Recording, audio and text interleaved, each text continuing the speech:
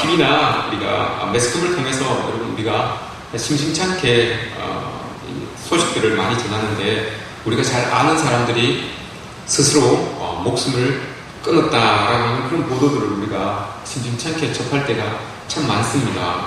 그러면 TV에서 이렇게 보여주죠. 그 빈소를 보여주면서 조문객들을 이렇게 보여줍니다.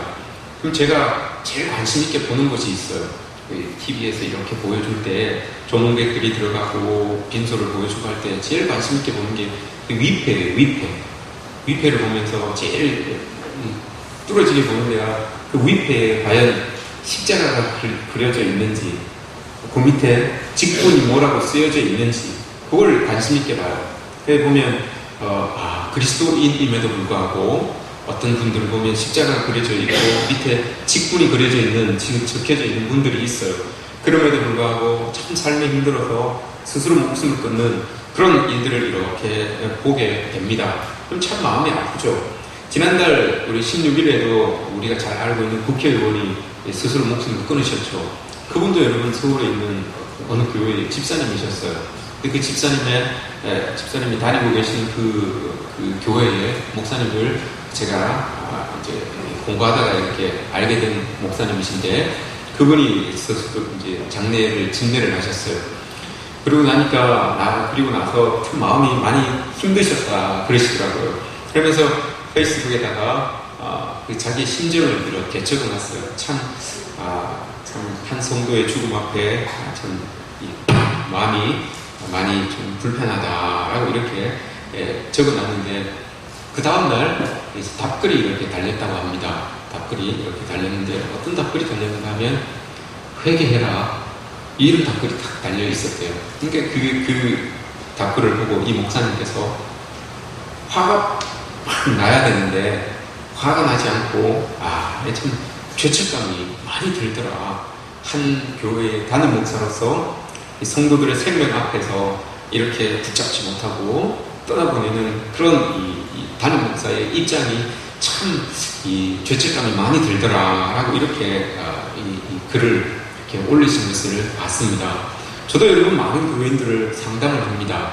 목회자의 입장에서 상담을 하면 상담을 하러 찾아오시는 분들은 여러분 가벼운 것을 가지고 상담하러 오시지 않아요. 대부분 이걸 가지고 내가 살아야 되는지 죽어야 되는지 이런 문제들을 가지고 상담을 하러 오시는 분들이 참 많습니다. 그런 분들 앞에서 정말 어떻게 한마디를 해야 되는지, 어떻게 위로를 해야 되는지, 이게 상당히 고민스럽고 많은 갈등 속에서 한마디를 딱 내뱉게 되죠. 그러면서 엉뚱한 생각을 한번 해봤어요. 만약에 내가 살아야 되는지 죽어야 되는지 그 문제를 가지고 상담을 하러 왔는데 상담을 끝냈어요. 상담을 끝내고 그 성도가 돌아가서 스스로 목숨을 끊었다, 이런 일이 일어난다면 과연 이 목회자로서 마음이 어떨까, 심정이 어떨까, 이런 생각을 한번 해보았습니다. 아직까지 이런 일들은 없었지만 앞으로도 없어야 되겠지만, 목회자는 여러분 교인들의 생명 앞에서, 성도들의 생명 앞에서 과연 어떤 자세를 취해야 되는지, 그런 마음을 다시 한번 깊이 생각해 보게 되었습니다. 비단 목회자의 마음뿐만이 아니겠죠. 부모님의 마음도 이러할 겁니다. 친구들의 마음도 이러할 거예요. 제 친구가 저렇게 열심히 살았는데 스스로 목숨을 끊으니 얼마나 여러분 안타깝겠습니까? 우리 아내가, 우리 남편이 저렇게 열심히 최선을 다해서 살았는데 스스로 저렇게 얼마나 힘들었으면 이 삶을 내려놓을까라고 하는 이런 생각들을 우리가 할 때 정말 이건 마음 아프고 괴로운 일이죠. 사람들의 생명 앞에서 여러분 우리는 어떤 결단을 내려야 되는지, 또 어떤 행동을 취해야 되는지, 그 기준은 어떤 것인지, 그럼 우리 마음속에 각자 다 나름대로 가지고 있을 겁니다. 이런 상황에서는 이렇게, 저런 상황에서는 저렇게, 이렇게 다 마음속에 가지고 있는 그런 기준들이 다 있을 줄 압니다. 1992년도에 프라이드 그린 토마토라는 영화가 있었어요. 이게 참 고전인데 흥행에는 그렇게 성공한 영화가 아닙니다. 그런데 이 영화가 참 감동이 있어요. 감동이 있어서 꼭 봐야 되는 백선의 영화, 이렇게 하면 여러분 꼭 들어가요. 죽기 전에 꼭 봐야 되는 영화 몇 편 이렇게 하면 이 영화가 꼭 들어갑니다.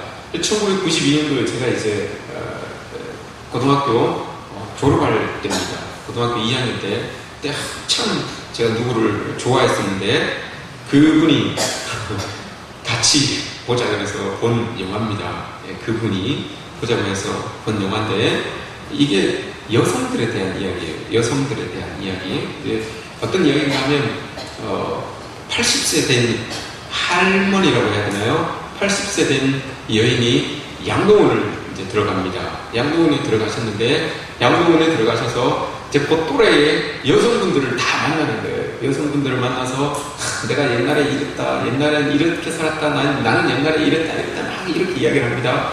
근데 그 영화의 주인공 이찌라고 하는 여인이 있어요. 근데 그 이찌라고 하는 여인이 자신에 대하여서 이제 이야기를 합니다. 자신에 대하여서 이야기를 하는데 나는 예전에 정말 살인 누명을 쓰고 감옥에 갈 뻔했다. 그곳에서 평생 살 수밖에 없었던 그런 상황을 내가 한번 겪었었다. 근데 나는 살인을 저지르지 않았는데 모든 정황이 내가 살인을 저지른 것처럼 그렇게 다 됐다. 사람들 나를 봤다는 사람도 있고 내가 그곳에 있었다고 이야기하는 사람도 있었고 나의 흔적들이 거기에 있었다고 하는 사람들도 있었고 모든 정황이 다 내가 사람을 죽인 것처럼 그렇게 다 이 정황이 다 그렇게 흘러가 버렸다. 그래서 내가 마지막 선고를 받는 이제 법정에 서게 되었는데 그 법정에서도 모든 것들이 다 나에게 불리한 증언들이 다 이렇게 이루어지고 있었다. 그래서 이제 이 판사가 판결만 내리면 되는 마지막 순간이었다. 그때 이제 자기를 증언해 줄 최후 변론자 한 분이 딱 나오는데 그분이 그 동네에 목회를 하고 계신 목사님이셨어요. 그 동네 목사님이 딱 나오셔서 최후 증언을 해주시는데 이 이찌라고 하는 이 여인이 그날 우리 교회에서 부흥회가 있었는데 그 부흥회에 참석했습니다. 라고 이렇게 목사님이 딱 이야기를 해주신 거예요. 그러니까 모든 정황들이 다 이제 반전이 된 거죠. 그 여인이 그 부흥회 자리에 있었으니까 모든 이제 억울했던 그 누명들이 다 벗겨진 거예요. 다 벗겨지고 무죄가 되어서 풀려나게 된 거죠. 근데 그 재판이 끝나고 가장 놀란 사람이 이찌라고 하는 이 여인이었어요. 왜냐하면 이 이찌라고 하는 이 여인은 그날 부흥회 자리에 없었거든요. 그날 부흥회 자리에 없었는데 목사님께서 한 사람의 생명을 생각하셔서 거짓 증언을 했습니다. 물론 모든 상황들이 다 정황들이 이게 다 살인했다라고 이렇게 몰려간 이게 사실은 아니지만 몰려간 그런 것도 있지만 목사님께서 결정적으로 거짓 증언을 해서 이 여인이 풀려나게 된 것입니다. 여러분 이렇게 되면 좀 이 문제가 좀 복잡해집니다. 목사님 여러분 한 사람을 살린다는 명목으로 거짓말을 했어요. 여러분 한 생명 앞에서 목사님의 말 한마디는 아마 많은 고민을 하고 또 결정을 하고 이렇게 한 그런 말일 것입니다. 이 상황윤리라고 이 신학을 공부하다 보면 상황윤리라는 것을 공부하는데 상황에 따라서 우리가 대해야 되는 그런 모든 것들이 상황이 달라진다라는 이런 것들을 가르치는데 그것을 떠나서 여러분 그게 이야기하지 상황윤리를 이야기하지 않더라도 우리가 이런 상황에서 어떻게 이야기를 하고 어떠한 자세를 취하여야 하는지 이게 매우 중요합니다.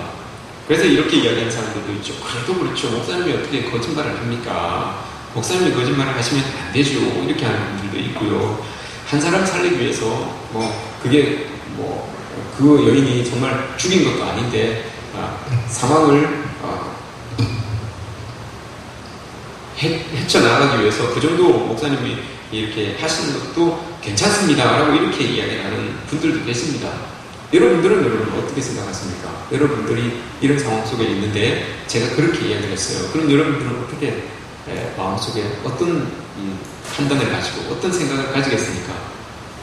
다 여러분 달라요. 한 사건이나 한 상황을 보면서 제가 이야기하고 싶은 것은 이겁니다. 한 사건이나 한 상황을 여러분 우리가 보면서 똑같은 그리스도인이라고 하지만 여러분 다 생각이 다릅니다.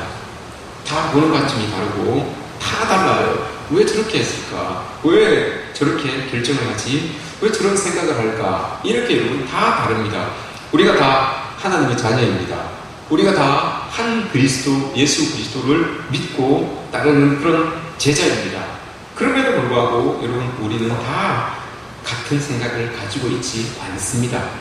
다 다른 생각을 가지고 있습니다. 한 하나님을 섬기고 있고 한 그리스도의 자녀로서 믿음을 가지고 우리가 따라가고 있는데, 그럼에도 불구하고 여러분 우리는 다 다른 그런 생각과 다 다른 관점을 가지고 있는 것이죠. 신앙이 여러분 다 다릅니다. 그리고 그 신앙의 행동 기준도 여러분 다 다릅니다.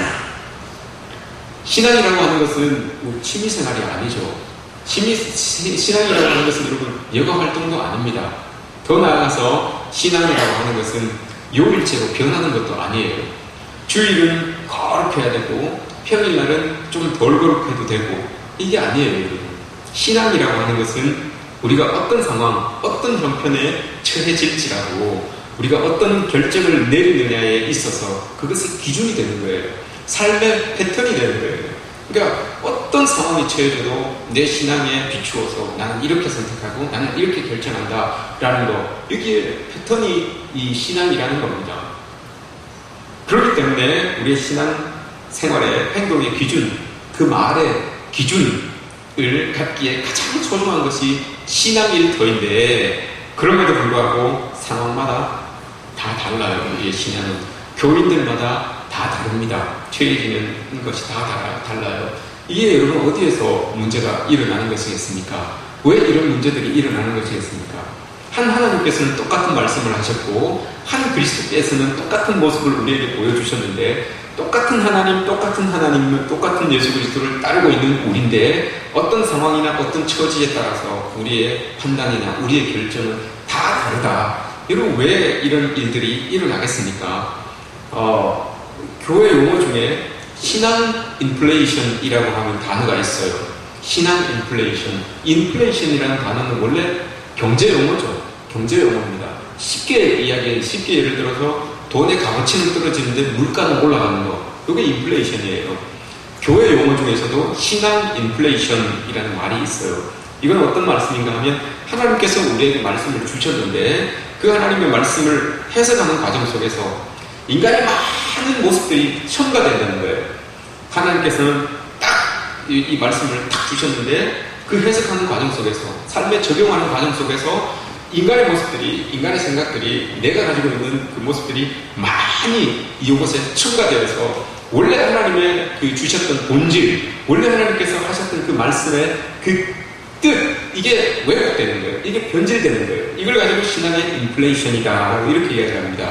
신앙의 인플레이션이 가장 심했던 사람이 성경에 나오는데 바리새인들이었습니다. 바리새인들은 여러분 하나님의 말씀을 해석하는 데 있어서 율법적으로, 자의적으로 아주 자기들의 세밀한 부분들까지도 다 이렇게 자기들의 것을 가지고 해석을 하다 보니까 이게 하나님의 원뜻에 너무 많은 다른 것들이 첨가되어서 하나님의 원뜻은 숨겨져 버리고 자기들이 해석한 그 부분만이 이만하게 드러나버리는 그런 삶을 살았던 사람들이 바리새인들이었다라는 거죠. 예를 들어서 하나님께서는 안식일을 여러분 성수하십시오, 거룩히 지키십시오 라고 이렇게 이야기를 했어요. 이렇게 말씀을 하셨어요. 그런데 여기에 대하여서 해석하는 과정 속에서 바리새인들은 과연 그러면 하나님께서 안식일을 거룩하게 지키라고 하셨는데 안식일은 뭐고 도대체 거룩한 것은 뭔가, 이렇게 생각하면서 여기에다 하나 다 집어넣기 시작합니다. 그래서 지켜야 될 것 몇 개, 지키지 말아야 될 것 몇 개 해서 안식일이라고 하면 거기에 따라붙는 규례가 613가지가 있어요. 613가지를 해야 되고 안 해야 되고 이걸 해야지만 안식일을 거룩히 지키는 거예요. 그러니까 가장 쉽게 예를 들어서 50m 이상 걸어가면 안식일을 거룩히 지키는 것이 안 된다라고 이렇게 이야기해요. 그래서 안식일이 되기 전에 50m 넘게 거리에서 살고 있는 사람들은 그 전날 와가지고 교회에서 자야 되는 거예요. 들 때 200g 이상 되는 건 이렇게 들면 이건 노동이기 때문에 안식일날 노동을 하면 안 되기 때문에 200g 이상 되는 건 덜면 절대로 안 돼요. 이것도 노동이기 때문에 그러면 안식일을 거룩하게 지키는 게 안 되는 거예요. 그래서 이 성경에서 여러분 안식일 논쟁이 많이 일어나잖아요.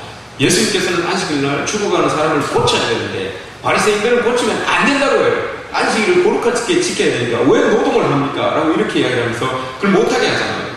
근데 예수님은 안 그래요. 예수님은 하나님의 법이 안식일 날, 여러분 안식일의 의미가 뭡니까? 생명을 살리고 하나님의 자유를 맛보는 게 안식일인데 생명을 살리는 그 일을 못하게 하면 이게 과연 안식일이냐? 이렇게 이제 예수님은 이야기하는 거죠. 근데 바리새인들은 그게 아니에요. 하나님께서 주신 그 말씀을 자기들의 자의적인 것들을 가지고 율법적인 것들을 가지고 해석하다 보니까 이만큼 부풀려지는 거예요.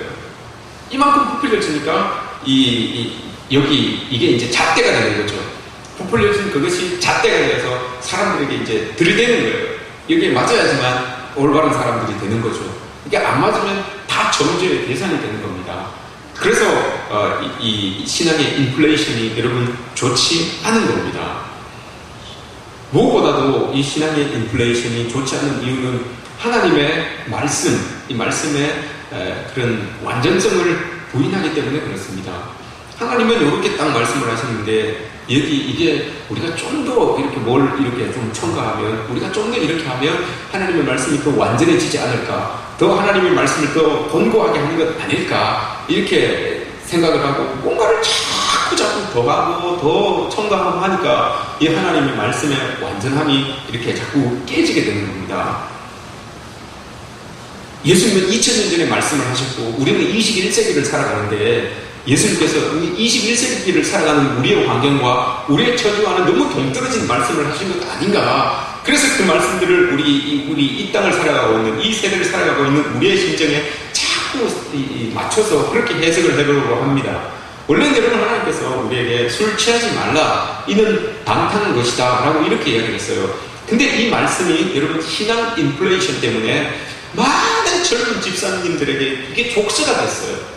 이게 족쇄가 됐어요. 담배 피는 것, 술 마시는 것, 이게 여러분 얼마나 많은 족쇄가 됐습니까? 이 교회 안에서 죽일 놈이에요. 교회 안에서 교회 다니면서 담배를 피는 사람들이나 술을 마시는 사람이 있으면 거의 죽을 사람으로 취급을 합니다. 죽일 사람으로 취급을 합니다. 근데 여러분 하나님께서는 술 취하지 말라, 이는 방탕한 것이다 라고 이렇게 이야기했어요. 근데 거기에 대하여서 또 세부적으로 해석을 하고 세부적으로 쪼개고 해서 결국은 여러분 바리새인들은 자기들도 여러분 우리처럼 성찬식을 해요. 성찬식을 하는데 그 성찬식에 우리처럼 포도즙을 사용을 하잖아요. 근데 포도즙이 이게 술에 이 사람들은 포도즙을 가지고 치료로도 하고 성찬식도 쓰고 또 정말 음료로도 마시고 술처럼 음료도 마시고 이렇게 하니까 이걸 정말 사용을 해야 되는데 술을 만드는 그 사람들, 하나님께서 술 취하지 말라, 이는 방탕한 것이다 라고 했는데 그걸 조금 더 짜게다 보니까 술을 만드는 사람들조차 부정하다 라고 이렇게 이야기해요. 그래서 그 사람들은 교회 안에도 들어오지 못하고 성찬에도 참여하지 못하고 그런 상황이에요. 근데 여러분 보십시오. 그렇게 술을 만드는 사람들은 부정한데 그 사람들이 만든 술을 가지고 성찬을 합니다. 이게 여러분 맞습니까? 이게 안 맞죠. 근데 이 바리새인들은 그렇게 한다는 거예요. 그러다 보니까 자꾸 하나님의 말씀은 왜곡되고 그 왜곡된 말씀이 잣대가 되어서 사람들을 얼굴만은 그런 인간으로 나타나게 된다는 거죠. 이게 신앙의 인플레이션입니다. 두 번째는 여러분 제가 좀 전에 말씀드렸지만 스스로 만든 율법에 대하여 스스로 만든 법에 스스로가 얽매여서 여러분 하나님이 주시는 참 자유를 누리지 못해요. 하나님은 이 성전을 찾아서 예배를 드리면서 참 자유를 누리시기를 원하는데 수고하고 무거운 짐진 자들아 다 내게 오라, 내가 너희를 쉬게 하리라 라고 이렇게 말씀하시면서 참 자유를 누리시기를 원하는데 수고하고 무거운 그 멍에를 꺾어주시기를 원하는데 이것 때문에 여러분 더 얽매여서 여러분 더 힘들어집니다. 11조 하면 11조 안 하면 벌 받는다, 헌금 안 하면 잘 못 산다, 병든다, 병 걸리면 아픈 이유가 네가 기도하지 않아서 그런 거 아니냐, 어디 다치면 네가 하나님 앞에 무슨 죄를 지어서 그런 것 아니냐, 자꾸 이런 말들을 해요.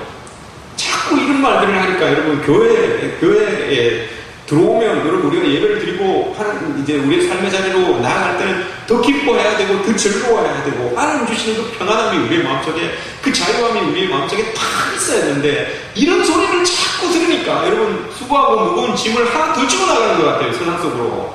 멍에를 딱 꺾어버리고 나가야 되는데 교회 와서 들어보면 그 아픈 이유가 네가 그랬지, 누가 너희 엄마가 아픈 게, 너희 아버지가 아픈 게, 너희 자녀가 안 되는 게 이래서 그런 거 아니냐라고 자꾸 이걸 우리의 신앙과 결부를 시키니까 우리가 꼭 죄를 지어서 하나님 앞에 죄를 지어서 자꾸 이런 일들이 일어나는 것처럼 그렇게 자꾸 치부를 해버리니까 교회 앞에 와서 하나님 앞에 나와서 예배 드리는 게 여러분 무서워요.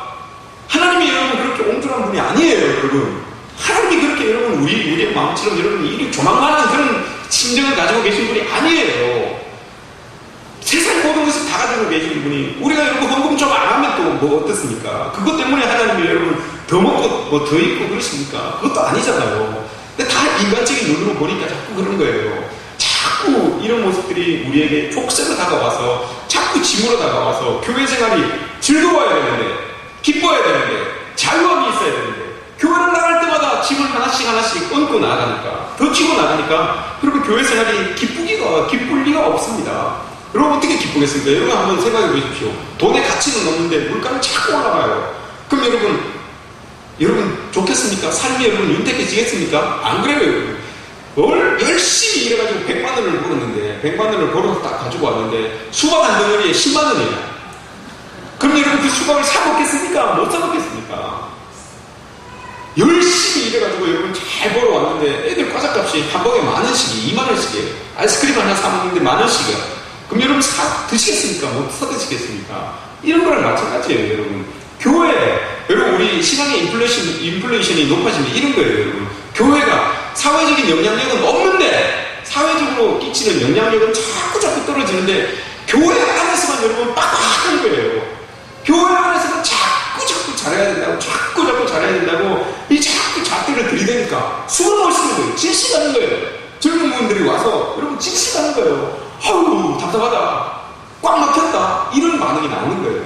정작 그 교회가 지역사회에 영향력을 또 끼치지 못하고 사회 속에서 영향력을 끼치지 못하는데 교회만 들어오면 교회 안에서 여러분 빡빡한 그런 율법들을, 빡빡한 잣대들을 들이대니까 이게 힘든 거예요. 이게 여러분 신앙의 인플레이션이에요. 바리새인들이 여러분 이렇게 살았다는 겁니다. 바리새인들이 영향력은 끼치지 못하지만 자기들이 풀어내는 그 율법에 많은 것들이 있어서 그걸 가지고 다 자꾸 이렇게 잣대를 대니까 숨을 못 쉬는 거예요, 사람들이. 그래서 바리새인들이 예수님과 마찰이 있었던 겁니다. 예수님은 자꾸 자유를 선포하시는데 바리새인들은 자꾸 얽매이니까, 얼고 매려고 하니까 예수님과 바리새인들이 부딪힐 수밖에 없었던 이유가 바로 여기 있는 겁니다. 교회가 여러분 세상과 부딪힐 수 있는 게 이런 거예요. 세상은 자꾸 이렇게 영향력을 끼치며 자꾸 이렇게 이 개방적으로 이렇게 나아가고 있는데 교회들이 자꾸 움츠러들면서 자꾸 잣대만 강요하고 있기 때문에 이 교회와 사회가 자꾸 괴리 현상이 일어나는 이유가 바로 여기 있는 겁니다. 또 하나 가장 중요한 게 있습니다. 뭔가 하면 가장 중요한 이유는 그 신앙의 인플레이션이 생기게 되면 여러분 나는 교만해지고 다른 사람들은 죄인이 돼요. 이게 여러분 제일 심한 거예요. 이게 제일 나쁜 거예요. 바리새인들이 여러분 하나님 앞에서 기도를 합니다. 기도를 하는데 여러분 뭐라고 기도를 합니까? 하나님, 내가 기도를 하는데 일주일을 내가 이렇게 열심히 살았는데 일주일에 제가 2번 금식했습니다. 제가 기도했습니다. 3번씩, 하루에 3번씩 기도했습니다. 일주일에 2번 또 금식했습니다. 제가 구제도 이렇게 많이 했습니다. 그런데 저 세리와 같지 않아서 참 감사합니다. 이렇게 기도를 해요. 이게 여러분 바리새인의 기도잖아요. 그러니까 이게 문제예요. 신앙의 인플레이션은 이게 문제예요. 자기들은 자꾸 이렇게 쪼개놓은 그것을 지키면 여러분 흐뭇해요. 자기들은 쪼개놓고 만들어 놓은 그 법률을 지키고 규례를 지키면 뿌듯하고 흐뭇해요. 그와 동시에 지키지 못한 사람이 보여요. 자기들은 지켰는데 그래서 그 뿌듯함을 가지고 있는데 그 동시에 눈에 보이는 것이 그것을 지키지 못한 사람들이 눈에 보여요. 그래서 여러분 정죄가 되는 거예요. 나는 이렇게 했는데 저 사람은 저렇게 못했습니다. 바리새인이 그러는 거잖아요. 우리는 이렇게 했는데 저 세리는 그렇게 하지 못했습니다. 하나님, 저 세리와 같지 않게 해주셔서 참 감사합니다. 이렇게 기도를 합니다. 이게 여러분 올바른 신앙은 아니잖아요. 이게 우리의 신앙의 인플레이션이 생기면 이렇게 된다는 거예요. 우리가 정해놓은 것을 잘 지켜나가면 나는 뿌듯한데 그거 못 지키는 사람은 여러분 내 눈에 들어와요. 내 눈에 들어와서 그 정죄가 되는 거예요. 제가 거쳐온 교회 중에 보목사를 저는 안동교회에 있어요. 안동교회, 그 북부 지역에 있는 안동교회, 그곳에서 했는데 참 담임 목사님도 훌륭하시고 성도님들도 참 괜찮으세요. 많은 것들도 참 잘하시지만 잘하시는 것 중에 하나가 제가 판단하기에, 제가 느끼기에 잘하는 것 하나가 있어요. 그 교회는 새벽에 새벽 예배 드리는데 성가대가 있어요. 새벽 예배 드리는데 365일 성가대가 있어요. 성가대가 있어서 그 빠지지가 않아요. 20명, 30명 되시는 분들이 날마다 365일 날마다 그렇게 이 찬양을 새벽 예배 때 찬양들을 서요. 이 얼마나 대단한 일입니까, 여러분? 365일 날마다 새벽 기도 있는 날은 하여튼 이 찬양들을 서는 거예요. 그러면 여러분, 그런 분들이 매일 새벽 기도 하시는 분들이 재직들을 향하여서, 함정직들을 향하여서 그래도 좀 우리도 이렇게 열심히 하고 있는데 좀 교회에 좀 새벽 기도도 좀 열심히 하시고 이렇게 좀 해줬으면 좋겠어요. 이렇게 여러분 말할 수 있습니까? 없습니까? 말할 수 있을까요? 없을까요? 있지요. 왜 못하겠습니까? 교회를 위하는 마음으로, 그의 신앙을 위하는 마음으로 그런 말을 할 수 있어요. 근데 여러분, 그 대단한 사람들이 여러분 그 대단한 것을 알고 안 해요. 이야기를 안 합니다. 그런 말씀을 안 하세요. 그래서 대단한 거예요, 여러분. 365일 기도 생활하고 새벽마다 찬양대를 하시는 그분이 새벽에 힘들어서 못 나오시는 그분을 향해서 새벽 기도하러 나와라 라고 이렇게 딱 말하는 순간 그 대단했던 것은 여러분 자기의 교만이 되는 거예요. 그 대단했던 것은 사고를 그냥 훅 내려앉는 거예요.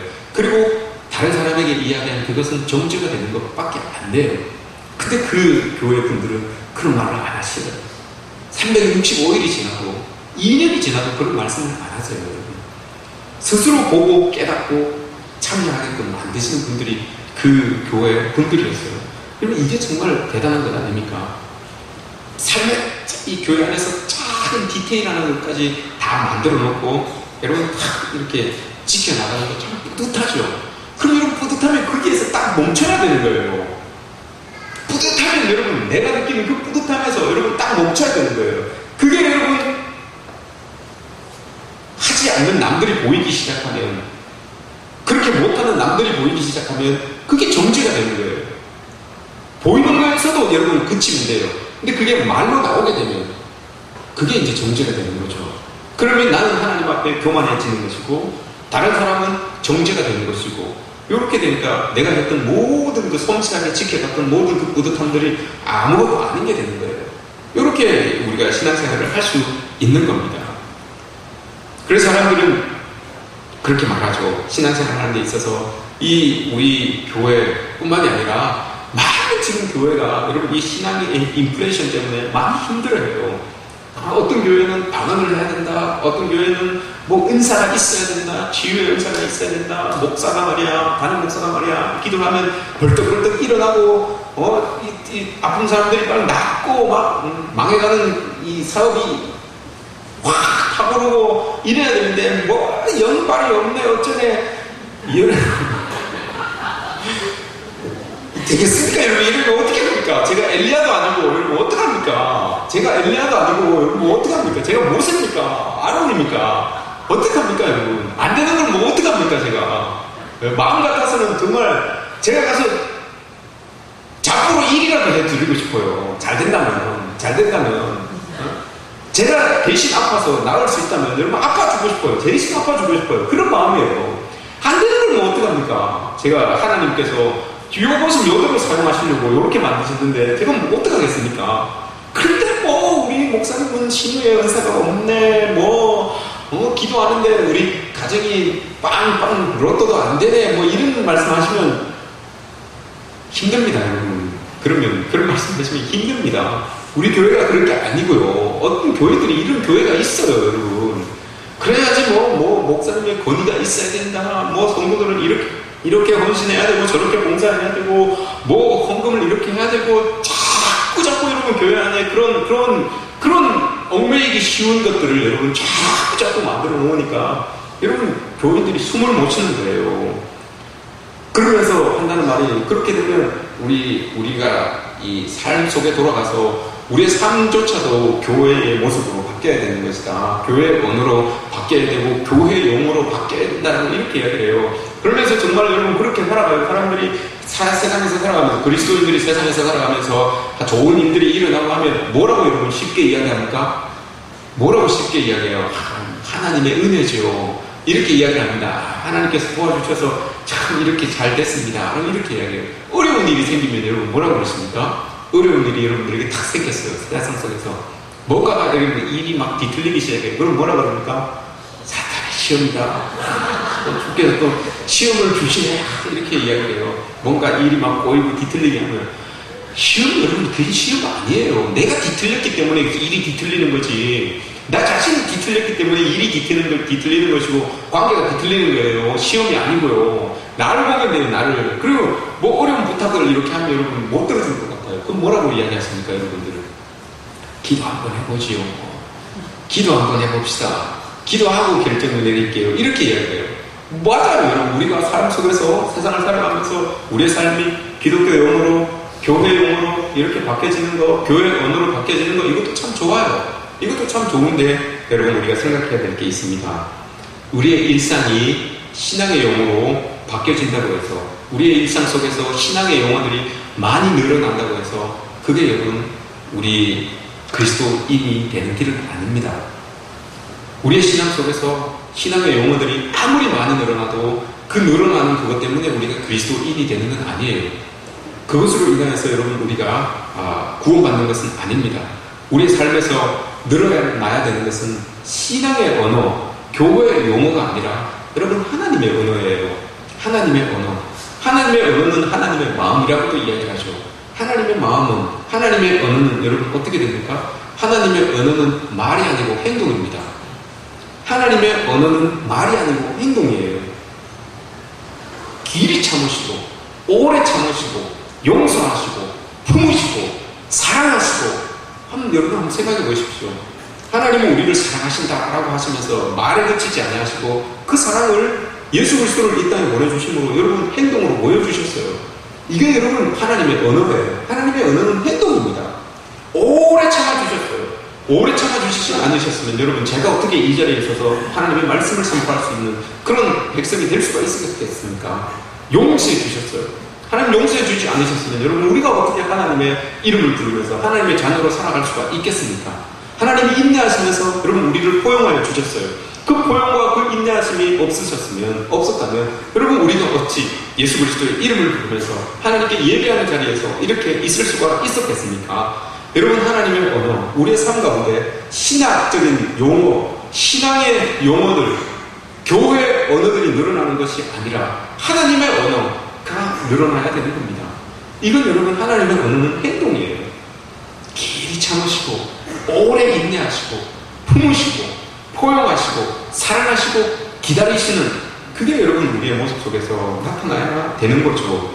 신앙생활을 여러분 10년 신앙생활 10년 하셨다면 10년만큼 여러분 더 품어줄 수 있는 그런 마음이 있어야 되는 거예요.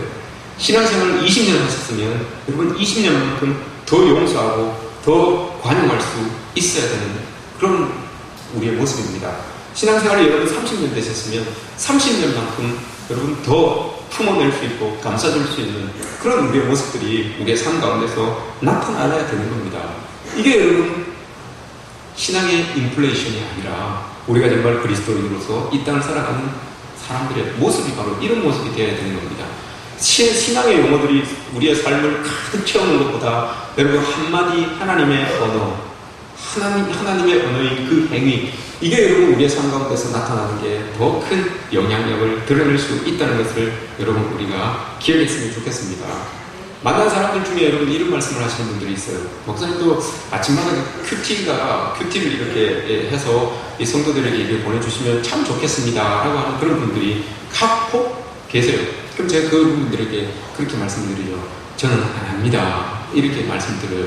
저는 안 합니다. 이렇게 얘기해요. 왜냐하면 저도 여러분 아침에 그 어떤 분들이 큐티하고 은혜 받은 말씀을 이렇게 보내주는 그런 말씀들을 저도 아침에 몇 개씩 받아요. 근데 그 몇 개씩 이렇게 받으면 긴 것도 있고 별 내용이 없는 것도 있고 또 좋은 것도 있어요.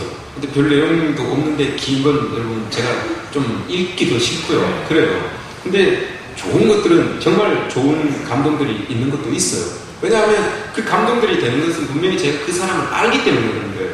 그 사람을 알고 있고 그 느낀 그 은혜의 글귀를 보내주니까 그 사람의 삶과 이 글귀가 매치가 되기 때문에 그래 맞다. 그래서 저분이 그래 이렇게 말씀으로 날마다 변화되고 이렇게 살아가시는구나. 이게 느껴지니까 감동이 되는 거예요. 근데 여러분 저는 자신이 없다는 거죠. 여기에 대하여서 자신이 없다는 거예요. 저도 제 삶을 살아갈 때 날마다 여러분 말씀으로 제 삶을 풀어가는 게 이게 쉽지 않아요. 날마다 말씀으로 여러분 나의 삶을 이렇게 펼쳐가는 게 이게 여러분 쉽지 않습니다. 그래서 여러분 매일매일 여러분들에게 이런 제가 매일매일 큐티 말씀을 보낸다는 게 여러분 자신이 없는 겁니다. 우리 삶에는 여러분 교회의 언어가 아니라 하나님의 언어, 하나님의 마음, 이게 여러분 많아져야 됩니다. 좀 더 기다려주고 좀 더 인내해주고 좀 더 용서해주고 좀 더 품어주고 좀 더 사랑해주는 그런 모습, 이게 여러분 하나님의 언어입니다. 하나님의 언어는 말이 아닙니다. 하나님의 언어는 행동입니다. 그래서 오늘 말씀에서 이렇게 이야기하죠. 제가 오늘 본문 말씀 한번 읽어드리고 설교를 마치도록 하겠습니다.